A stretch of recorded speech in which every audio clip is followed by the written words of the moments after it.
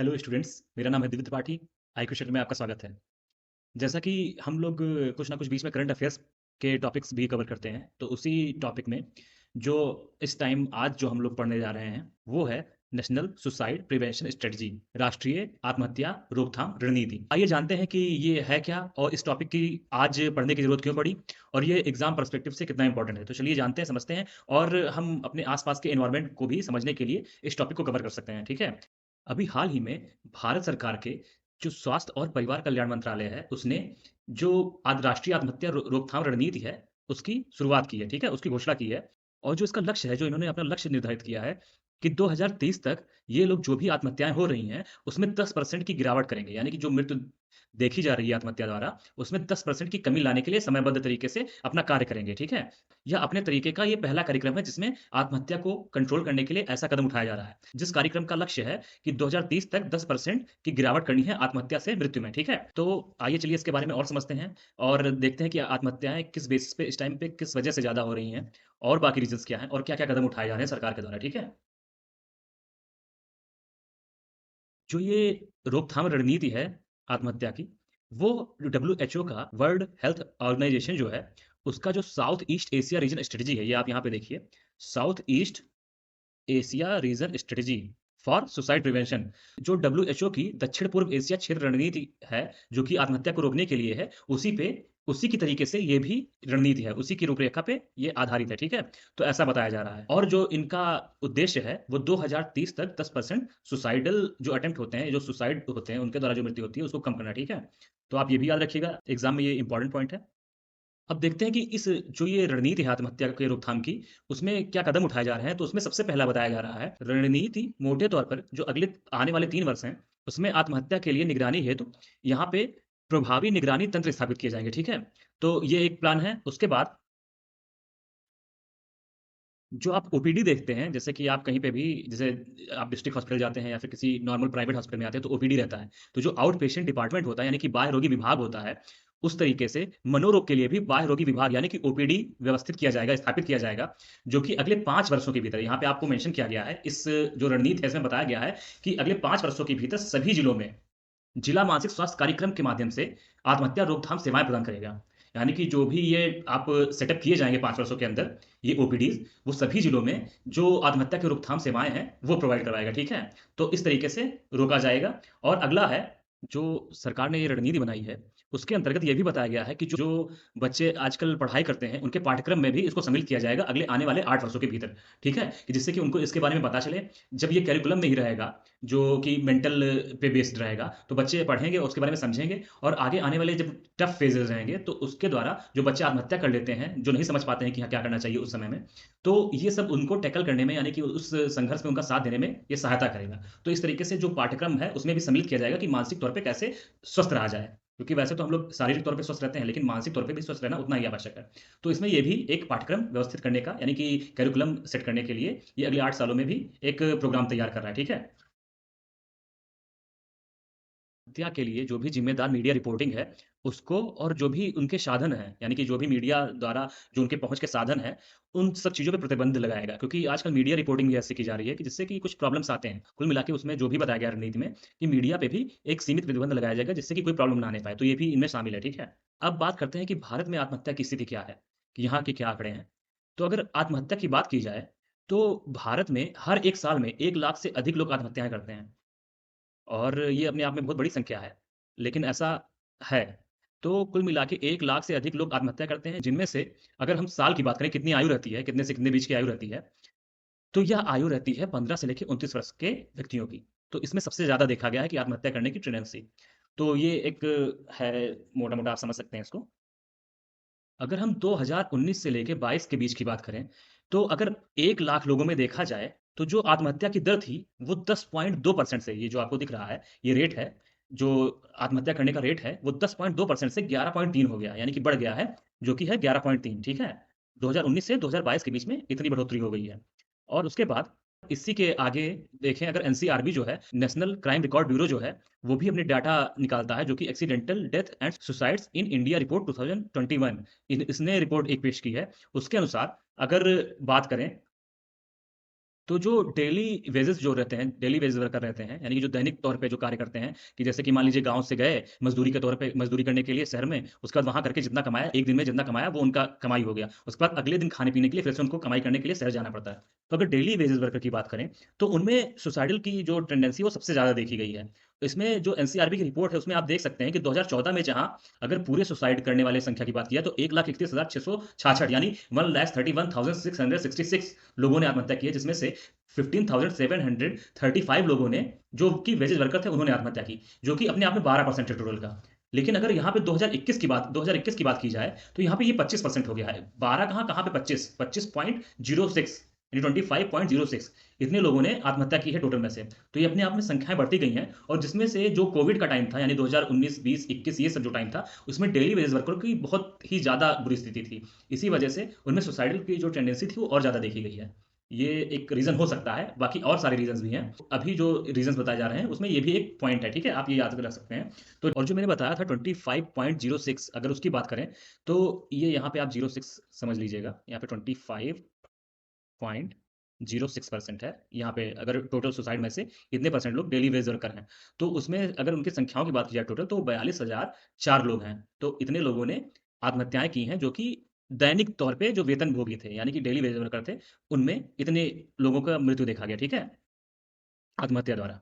और अगर इसमें एक पॉइंट और ध्यान देने की बात है कि जो ये डेली वेजेस वर्कर हैं, उनका जो अभी तक डेथ रेट था या फिर जितने लोगों की मृत्यु होती थी, वो लोग क्वार्टर से कम ही रहते थे, यानी कि 1/4 से कम ही लोग रहते थे। लेकिन इस बार में क्वार्टर को क्रॉस कर गया है, जो इनकी संख्या है वो क्वार्टर को क्रॉस कर गई है, यानी कि टोटल में से जो क्वार्टर होते हैं, यानी कि 1/4 होता है, उनकी संख्या पार कर गई है। तो ये भी आप ध्यान रखिएगा कि ये भी एक महत्वपूर्ण बिंदु है। जो सुसाइड केसेज़ हैं, वो नेशनल लेवल पे कितने परसेंट इंक्रीज़ हुए हैं, तो उनकी बात की जाए, तो 7.17% की वृद्धि देखी गई है। यानी कि इतना परसेंट इंक्रीज़ हुआ है, जो कि नॉर्मली जो रहता था डेथ, उसमें 7.17% बढ़ गया है 2020 के मुकाबले 2021 में, ठीक है? और यहीं अगर दैनिक वेतनभोगी समूह की बात करें, यानी डेली वेजेस वर्कर की बात करें, डेली वेजेस ग्रुप की बात करें, तो उनमें जो ये परसेंट की वृद्धि है, यानी अगर 2020 के मुकाबले 2021 में देखा जाए, तो कितने परसेंट की वृद्धि हुई आत्महत्याओं की, जो कि डेली वेजेस वर्कर की हुई है, तो वो है 11.52% यानी कि 11.52%, ठीक है? तो आप ये भी याद रखिएगा। अगर 2021 के दौरान जो आत्महत्याएँ दर्ज की गई हैं, अगर उनकी बात करें, तो जो कृषि क्षेत्र में जो लोग फार्मिंग सेक्टर में इन्वॉल्व थे, उनकी संख्या यानी कि उनकी हिस्सेदारी 6.6% थी। यानी अगर टोटल देखा जाए 100% है, अगर 100 लोग हैं, तो उसमें 6.6% लोग जो थे, वो फार्मिंग सेक्टर से रिलेटेड थे। तो आप ये याद रखिएगा कि 2021 में 6.6% फार्मिंग सेक्टर के लोगों ने आत्महत्याएँ की हैं, ठीक है? अब व्यवसाय के तौर पे अगर मैं बताऊँ, अगर प्रोफ़ेशन वाइज़ अगर डिस्ट्रीब्यूशन बताऊँ कि कैसे कितने परसेंट लोगों ने आत्महत्याएँ की हैं, तो अगर व्यवसाय के तौर पे देखा जाए, तो सबसे पहले सेल्फ एम्प्लॉयड जो पर्सन थे, उनमें देखा गया कि सबसे ज़्यादा वृद्धि हुई है सुसाइड की। अगर व्यवसाय के तौर पे देखा जाए, तो जो सेल्फ एम्प्लॉयड थे, उनमें ज़्यादा वृद्धि देखी गई है सुसाइडल अटेम्प्ट की। तो वो है 16.73%। अनएम्प्लॉयड पर्सन जो थे, यानी कि जो बेरोज़गार व्यक्ति हैं, उनमें वही एक ऐसा ग्रुप है, वही एक ऐसा समूह है, जिसमें जो आत्महत्या का टेंडेंसी है उसमें कमी देखी गई। यानी कि जो आत्महत्या का जो परसेंटेज था उसमें कमी आई है, गिरावट आई है। सिर्फ़ यही एक क्षेत्र है। 2020 में अगर देखा जाए तो 15,652 लोगों ने जहाँ आत्महत्याएँ की थी, बेरोज़गार लोगों ने, वहीं पे 2021 में 13,714 लोगों ने आत्महत्याएँ की हैं, जो कि पहले के मुकाबले 12.38% यानी कि 12.38% की कमी है। ठीक है? अगर एक डिटेल पूरा एक पेज पे देखा जाए, तो आप यहाँ पे देख सकते हैं कि ये 2020 है और ये 2021 है। और यहाँ पे बताया जा रहा है परसेंट में शेयर टोटल सुसाइड इन 2021 यानी कि 2021 में कितना परसेंट लोगों ने, जैसे कि ये डेली वेज वर्कर हैं, यानी जो दैनिक तौर पे जो कमाई करते हैं, अगर उनकी बात की जाए, तो 2020 में इतने लोगों ने आत्महत्या की थी और 2021 में इतने लोगों ने। तो 2021 में जितने परसेंट लोगों ने आत्महत्याएँ की है, जो कि डेली वेज वर्कर हैं, वो 25.6 है, ठीक है? और अगर देखा जाए, कंपेयर किया जाए 2020 के मुकाबले, तो उनमें जो इंक्रीज़ देखा गया है, वो है 11.52%। इसी तरीके से इसमें सारे बताए गए हैं। आप यहाँ पे स्क्रीन पे और जो भी मैं पीडीएफ प्रोवाइड करूँगा उसमें देख सकते हैं। वैसे मैं आपको एक बार जल्दी-जल्दी बता दे रहा हूँ। यहाँ पे अगर देखा जाए, अदर पर्सन का देखा जाए तो 14.4% है, जो कि 2021 में है, और अगर देखा जाए 2021 में जो इंक्रीज़ हुआ है अदर में, वो है 14.62, ठीक है? 62%। और उसके बाद हाउसवाइफ़ का देखा जाए, तो इनका जो परसेंटेज है सुसाइड करने का, वो है 14.1%, ठीक है? और अगर देखा जाए इनमें इंक्रीज़ कितना हुआ है पिछले वर्ष के मुकाबले, तो वो है 3.60%, ठीक है? और अगर सेल्फ एम्प्लॉयड पर्सन की बात की जाए, जो कि स्वयं से जो अपना बिज़नेस करते हैं, अगर उनकी बात की जाए, तो उसमें 12.3% देखा गया 2021 में जो सुसाइड किए हैं। और अगर उसमें देखा जाए कि इंक्रीज़ कितना परसेंट हुआ है पिछले वर्ष के मुकाबले, तो 16.73% हुआ है, ठीक है? और अगर प्रोफेशनल जो कि सैलरीड पर्सन होते हैं, जिनको वेतन मिलता है, अगर उनकी बात की जाए तो 2021 में 9.7 लोग यानी 9.7 लोगों ने आत्महत्याएँ की हैं और 7.05% इंक्रीज़ देखा गया है पिछले वर्ष के मुकाबले, ठीक है? और अगर अनएम्प्लॉयड पर्सन का देखा जाए तो 8.4% है, जो जिन्होंने आत्महत्याएँ की हैं और -12.38% जिसमें मैंने बताया था, आपको जो रिपोर्ट बता रही थी कि इसी में सिर्फ़ गिरावट देखी गई है, तो -12.38% इतने लोग कम हुए हैं, जो कि पिछली बार आत्महत्या किए थे, ठीक है? इतने परसेंट लोग। अगर स्टूडेंट की बात की जाए तो 8% है। स्टूडेंट लोगों ने जो आत्महत्याएँ की हैं 2021 में वो 8% है, जो कि पिछले वर्ष के मुकाबले यानी कि 2020 में 2021 के से मैं ये बता रहा हूँ पिछले वर्ष के मुकाबले। तो पिछला वर्ष 2021 का 2020 होगा, तो उसके मुकाबले 4.49% इंक्रीज़ हुआ है स्टूडेंट में, ठीक है?